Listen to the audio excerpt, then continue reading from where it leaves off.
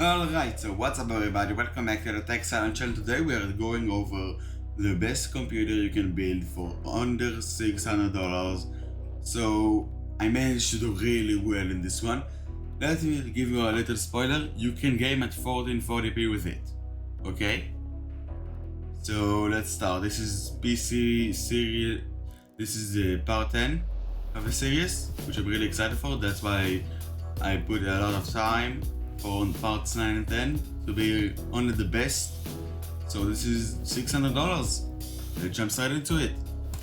So for the CPU I stuck with the Ryzen 5 5500 because it's really cheap. It's $96 now. It went up a little bit but not that much, and it has a 65 LTP. It comes with a cooler that saves us quite a bit of money, so we don't need to worry about that anymore.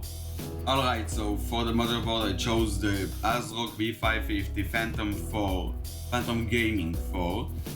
That goes for $85, okay? That's just nothing, and it has all the features you need. It has SSDs, it has PCIe 4. It has future upgradability unless you want to upgrade like to 7000, that requires a new motherboard. But you can upgrade all the way to a 5950 not XT, and you can upgrade the SSD to the best you want. You can upgrade the RAM. It's really good. It has relatively well future compatibility. So anyway, moving on to the RAM. So for the RAM I chose the Neo Forza FAYE or whatever, 16 gigs.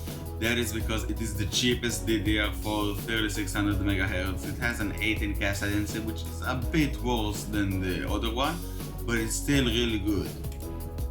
So for the SSD I chose the TEAMGROUP CX2 because it is the cheapest 512 gigs SSD. That is where I have to give up the PCIe 4, because it just doesn't fit into our budget, and it really doesn't affect the games that you will be playing that much. I don't think it's that much of a deal.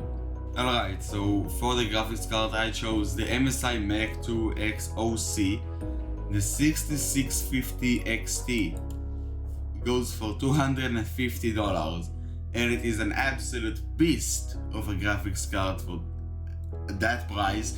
It's just a lot of performance in such a small price. I had to pick it. So for the case I stuck with the Summer 3D because, well, it's really cheap. It has good airflow from everywhere, and it fits, the motherboard fits, so I don't see why not. Alright, so for the power supply I did have to give up the 80 plus gold for an 80 plus bronze, and that's what I got. I got the Enermax CYBERBRON 600 watts 80 plus bronze at $50, which is just cheap. I think it's a very well valued power supply. So after all of that, our total comes down to $601 if you buy everything from Newegg, because almost everything except like the CPU is from Newegg, so this is accurate. This is like pretty accurate. Maybe $5 more because of the CPU that comes from B&H, but yeah, you can just buy everything on Newegg and you will have to pay only $601, add $5 if you want the CPU also from Newegg. So it's really cheap. And now let's move on to the performance metrics, shall we? Alright, so I compared the 5500 to the 3900K, which it will lose, but unfortunately did not have the 6650, so I had to use the 6600 because, well, it's basically the same card, but the 6650 comes with a faster memory. So anyway, let's move on to so everything that I show you is slightly above that. Add 2 or 3 frames, alright? So in Grand Theft Auto 1440p Ultra, okay, that's everything for today. 1440p Ultra. So at Grand Theft Auto we can get 70.4 FPS, which is just nice. That's nice. That's a lot for 1440p, and that price point, it's a lot.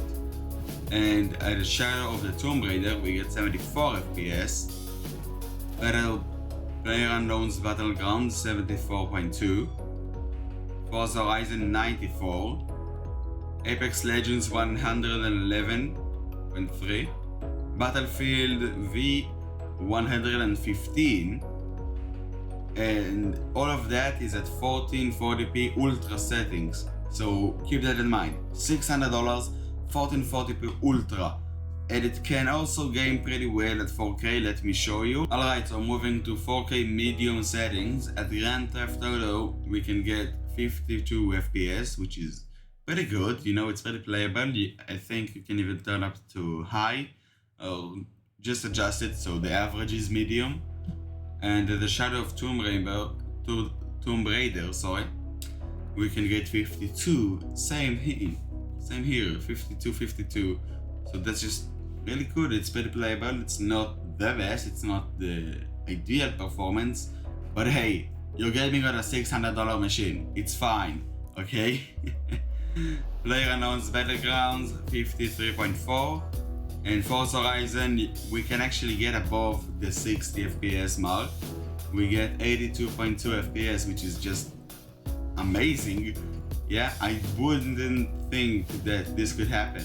Like $600 machine, 4K medium settings, 82 FPS. I wouldn't think that this is possible, but due to November deals, it is. Anyway, Apex Legends 74.3 FPS, which is also really good. Yeah, that's above the 60 FPS mark. And finally, Battlefield 80.7 FPS, which is all of that is at 4K medium settings. Do you understand it? How powerful this machine is for $600? That's just amazing. Anyway, so I hope you enjoyed this video as much as I did making it, because I did. I really loved it. And I'll see you in the next one.